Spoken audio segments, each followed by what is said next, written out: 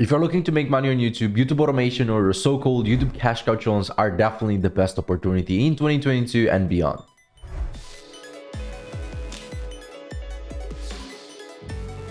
I'm currently making about $30,000 per month with this business model, which is great, but in my early stages, I lost over $20,000 and over 6 months of progress going from failure channel to failure channel. And I made this video with 5 mistakes to avoid when starting a YouTube cash cow channel because I don't want you to go to them.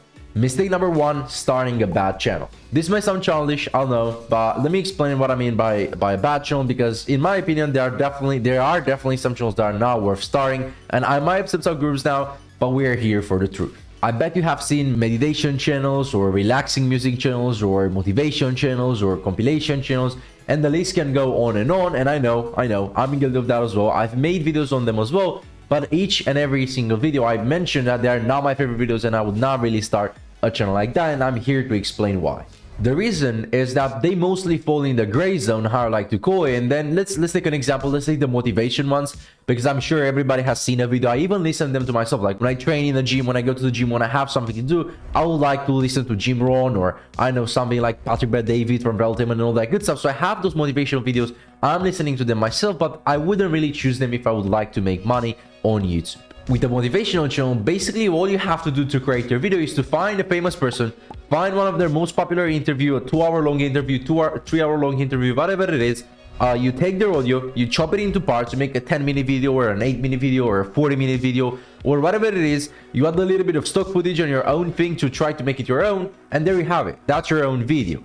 The problem with that is that that's not really your own video, and that kind of can fall under the reused content. So you start using somebody else's material, somebody else's voice to create content and generate money for yourself, which simply doesn't fall with the YouTube guidelines. And I know there might be some people out there saying, oh, Ross, I've been running this channel and this channel. And I obviously have some friends, and I know some people, even in the comments, that you're saying that you're running some of those channels. But guys, for me, it has to work in the long term, and we're going to talk about that in a second. I don't care if it works in the first 3 months. I don't care if it works in the first 6 months. I want it to work for 5 years, right? And also, I don't know if you know this, guys, but I've actually ran one of those channels. It was not really a motivation channel, it was more like a crypto channel. So what we were doing, we were basically taking a raw paw interview, or Robert Kiyosaki interview. We were taking a 10-minute video, exactly as I said, from that interview, and we were taking Robert Kiyosaki's thoughts on crypto. And it worked for the first 6 months. We made good money with it. We even hit $500 days back to back. So $500, $500, $500 in the early stages, which is great. But then after 6 months, we got the line, which, I refer to the line as losing monetization, because the line went flat, no revenue, no nothing, so we had to stop the channel. So guys, starting a bad channel could definitely kill your business in the long term. Mistake number 2, I would say it's pretty similar, and it's choosing a bad niche. This can definitely make it or break it when it comes to your success with YouTube automation. Not only the type of channel that you choose, but the niche you choose, it's also very, very important. I love this saying where it says that if you put a good entrepreneur in a bad market, the market will win, and if you put a bad entrepreneur in a good market, the market will win. And I also heard Warren Buffett saying, guys, that it's not as important how hard you row, but also what boat you're in. So choosing a niche is definitely important, and I see this all the time with YouTube automation. And it's like people try to overcomplicate stuff, people try to make it fancy, when in reality simple scales, fancy fails, guys, right? So keep it simple, stupid, you know how they say. And I see this all the time with my YouTube automation students. And by the way, guys, if you'd like to learn more about YouTube automation, feel free to join the free Facebook group in the description. We'll see you inside. Inside the program, we have 2 main criteria when it comes to picking a niche, and those are very, very clear and very, very set. First, can we make $10,000 per month? Let me explain. So we want to have for sure that there is enough room, there are enough players making good money. So then we know we have an outcome, we have a potential outcome of making $10,000 per month.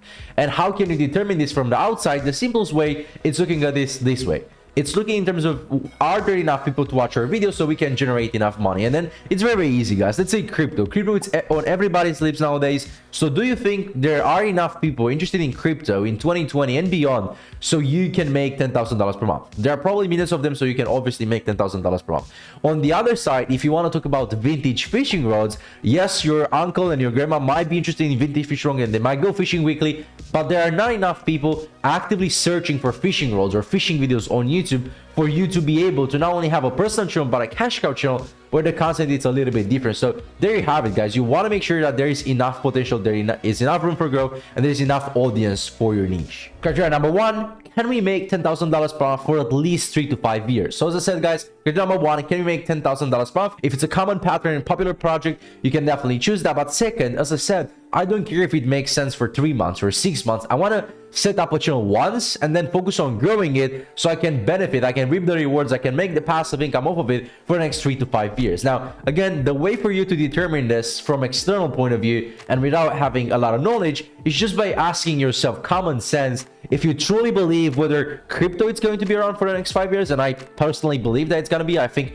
DeFi it's the future and blockchain and all that good stuff. But on the other side, I think phishing roles and phishing, it's actually going to decrease in popularity, and it's usually not. I don't think it's gonna go away. Like phishing is gonna be a thing for over decades and all that good stuff, but I think it's gonna become less and less popular. Or even, let's say, within the niche of crypto, guys, let's say crypto, like coins, altcoins and all that good stuff, you truly believe in them, you definitely think are the future. But on the other side, we have NFTs, which are definitely the hype right now. Some people don't believe NFTs will be around for the next 3 to 5 years, so then hence you would not start a channel if you don't believe in NFTs long term. So those are pretty much the main two criteria, guys. This is why you need to check on your box whenever you want to start a niche. And also, I have a bonus one.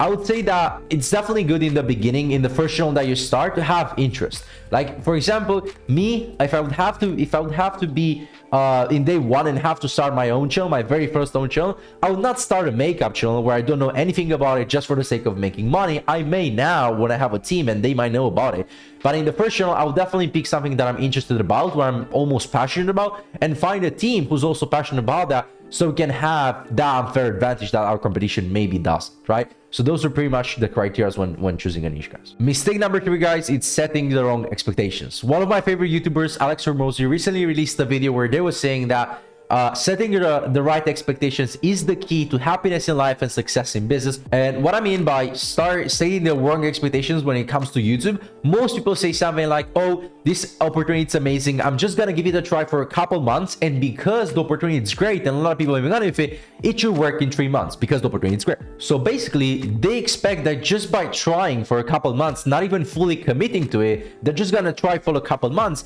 and it's reasonable for them to have success because the opportunity is great, and that's what great opportunities do, right?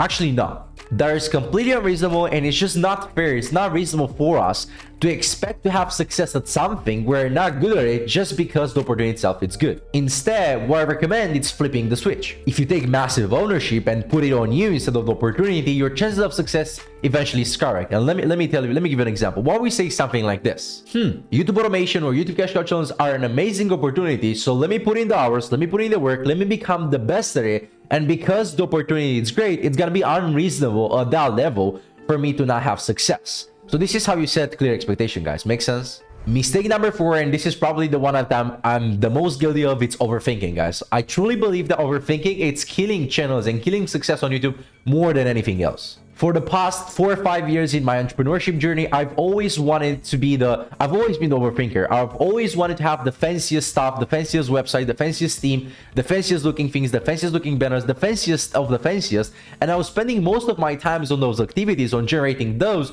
which are actually not revenue generating activities. So all the time that you spend on stuff like that, it's not gonna make you any money, guys. Instead, if you just take massive action, imperfect action over perfect inaction, guys, if you just start posting whatever it is, you're gonna have the feedback because you're gonna see that it's not gonna work. So then if you're a rational human, you're gonna see, okay, this doesn't work, let me see how I can improve, how can I adapt. So then from there, you're just gonna take massive action on improving the stuff instead of overthinking and worrying about all those little details when in reality people don't usually see them. So please stop overthinking, stop worrying about the channel name, stop worrying about the color of the banner, and instead take massive action, start posting as soon as possible, and you'll definitely see results much faster. And the final mistake that I see a lot of people making, especially when they come into our program, they say they want to scale too fast. That's the problem, right? So what they say is like, oh, Ross, I want to have 5 channels and I want to start 2 channels because I have this and I have that and I wanted this and I wanted that. And I'm not saying you should not be excited, guys. Excitement is probably one of the best things that you can have, but I would say definitely make an actual plan that's reasonable for you to scale at the easier rate, right? Because here's the thing, here's what's happened. So when I started my very first channel, instead of 1, I started with 2 channels. But keep in mind, guys, I was spending 12 hours each and every single day. That was my main thing. I wasn't having a side hustle, I wasn't having a job, I was barely going to school, and I started 2 channels, right? Not 5 but 2. So then after one of those started making me good money, I think $8,000-$10,000 per month, and the second one was also picking traction. I was making $1,000 per month, $2,000 per month, something like that. I immediately got super excited about the opportunity, so I said, okay, let me start more channels. And eventually in the next 2 months or 3 months, something like that, I went from having 2 channels to having 13 channels, where simply it was not reasonable for me to scale that fast. It was not a good idea. I was cutting myself too thin, and eventually I ended up being, again, not being able to focus. So that ended very ugly, where I lost a lot of money. I had to fire a lot of people. I had to scale back from 13 channels.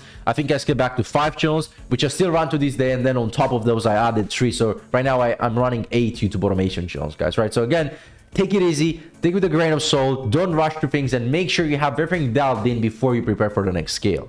That was it for today, guys. Hope you got some value out of this. See you next time. Peace.